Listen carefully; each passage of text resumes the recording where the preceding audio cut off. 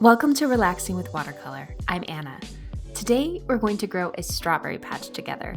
If you'd like to paint along, check the video description for a list of materials, and then let's get started. All right, so I'm going to share with you a really fun, whimsical, and simple way to paint strawberries. From a learning standpoint, this is a great method for beginning to experiment with color and practicing shading techniques. From a relaxation standpoint, it can be quite meditative as you repeat the process for each strawberry, layer by layer, and get into a rhythm.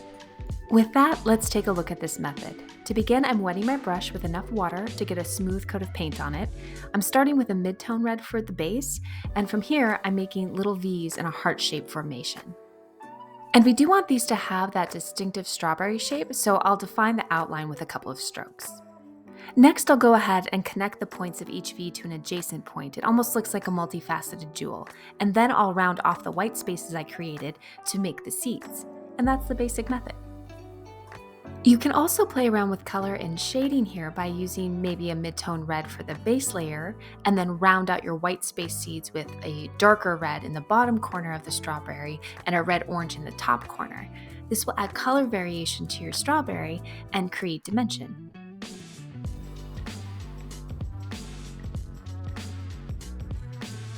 And you may have gathered from the way I'm painting that this style is freeform and whimsical. So we don't need the strawberries to be exactly the same size or the seeds to perfectly cover the entire berry.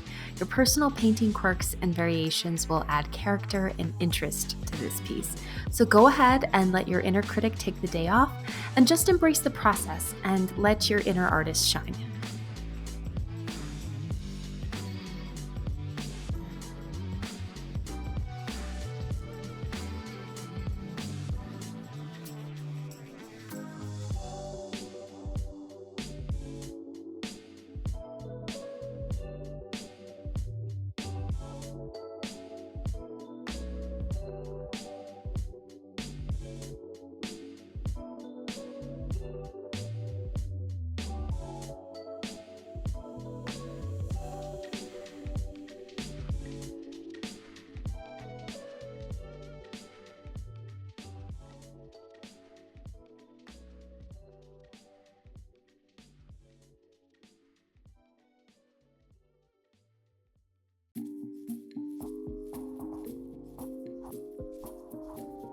Another way to play with color is to change the base color of the strawberry. For this berry and the previous one, I used magenta as the base color, which gives a pink tint to the berry, even though the colors I used to round the seeds out are the same as the other berries. I'll repeat this color combo a few times throughout the piece to maintain visual balance. And you certainly don't have to do this, it's just another way to experiment and find out what looks good to you.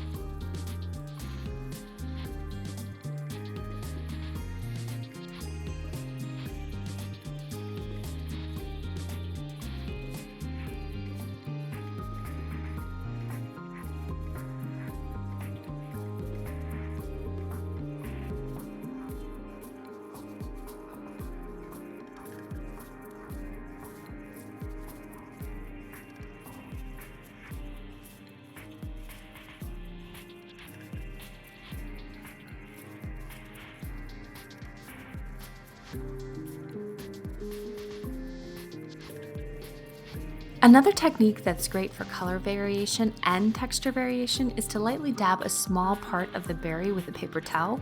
This lifts some of the color to create a highlight, and the texture of most paper towels, you may have noticed, kind of mimics that of a strawberry, so it can be fun to mix in.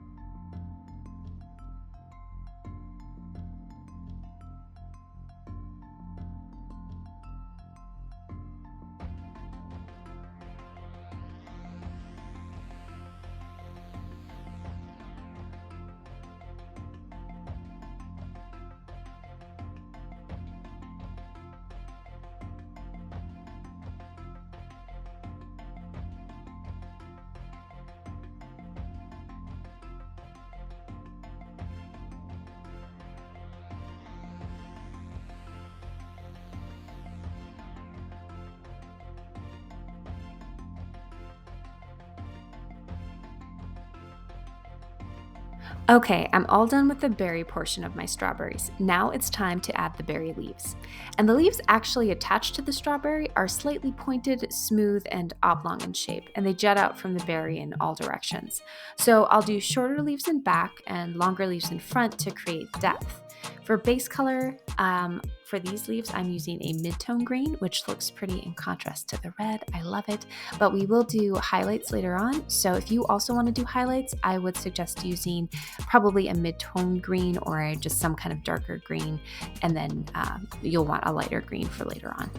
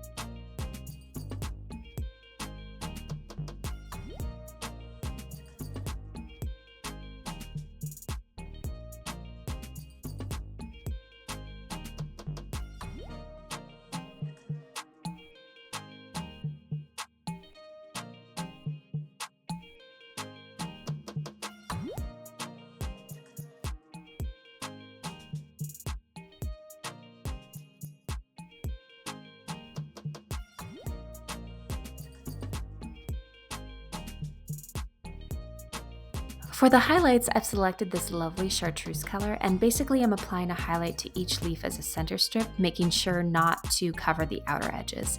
With a highlight in the middle, it gives the sense of the light hitting the center of the leaves where they're most exposed and leaving the edges in the shadows.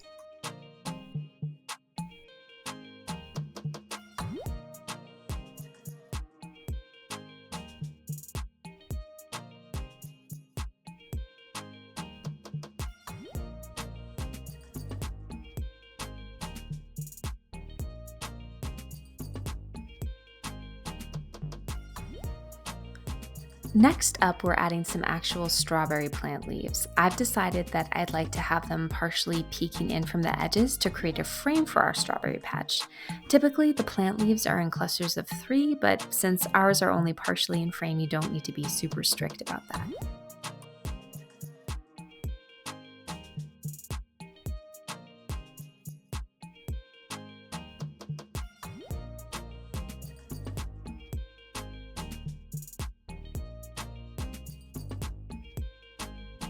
To create the leaves, I'm using my lighter green as the base color and painting a midline. Then I'm painting symmetrical lines that swoop in and down toward the midline on each side.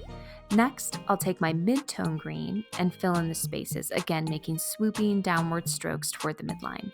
Starting the stroke on the outside helps create those small ridges that you see on the edges of strawberry leaves.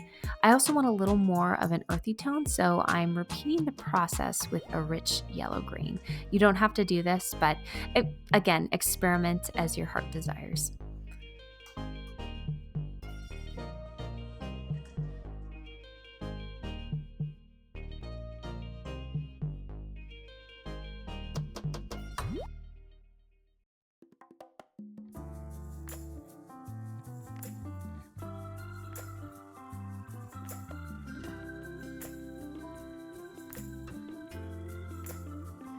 And you will most likely have to paint around some of your strawberries. Just be mindful that you don't drag too much red into your leaf.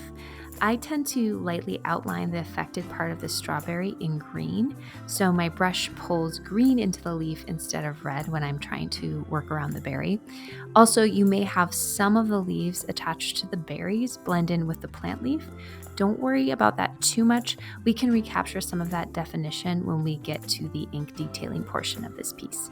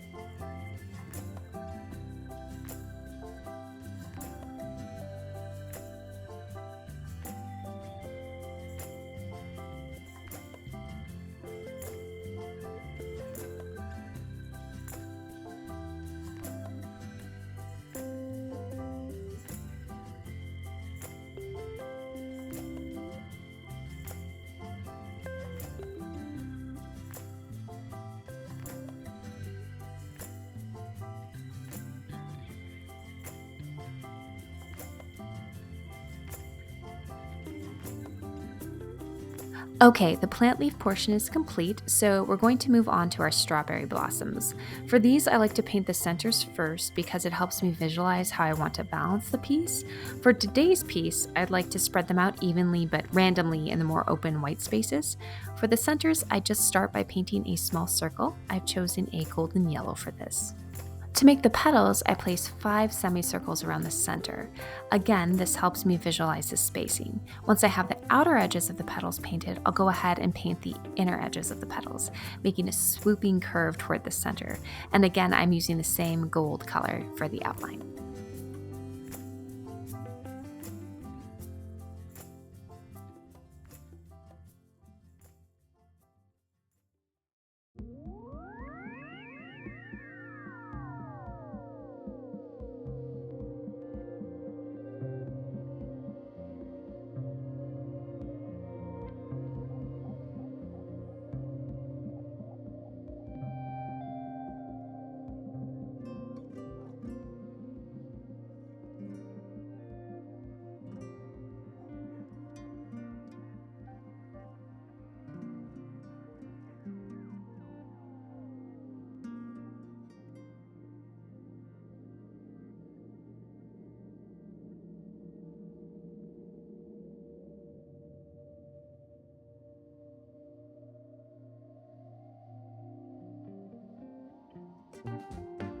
With the outline done, I'm just going to dab a few more flecks of gold in the center of each bloom, and those are those little pollen dots. For a final touch of color, I'll add a dark brown circle around each center, and this will add depth.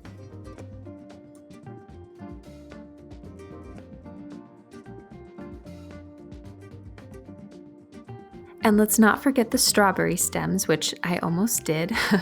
For these, I'm layering chartreuse, then mid-tone green, then earthy green in an S shape for each stem, and then tucking those stems behind other berries and leaves so it doesn't look like our strawberries are just magically levitating, and it also just kind of makes everything look connected and like one beautiful piece.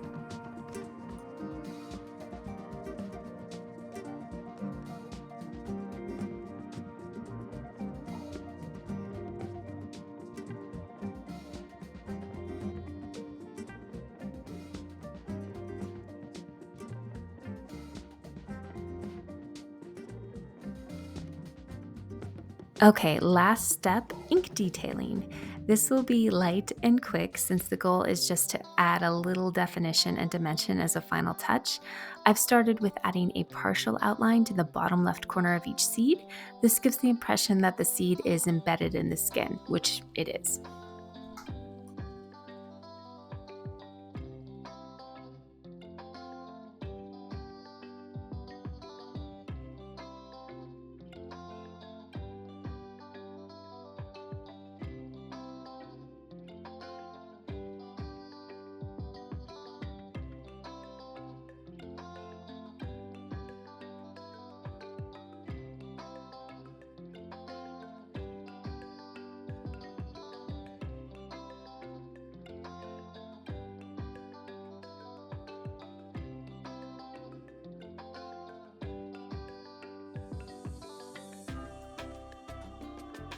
For the blossoms, we'll add light shading marks that come out from the edge of the dark brown circle, almost as if to create sunbeams.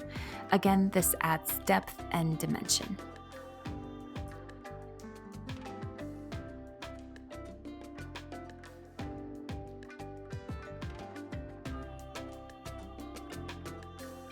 And remember, I said if any of your berry leaves got lost in the plant leaves, this is where we fix that. To do this, I'll just draw a partial outline around the edge of any berry leaves that are blending with the plant leaves. Also, I'm going to take this time to draw a partial outline along the underside of each strawberry stem to create a shadowy area.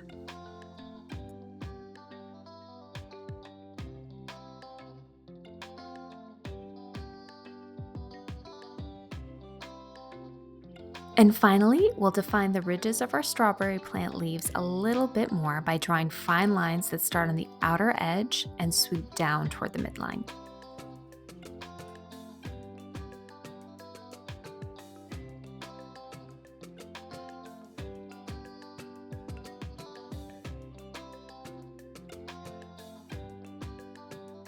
While I'm finishing up this last bit of detailing, I want to take a moment to thank you so much for joining me today.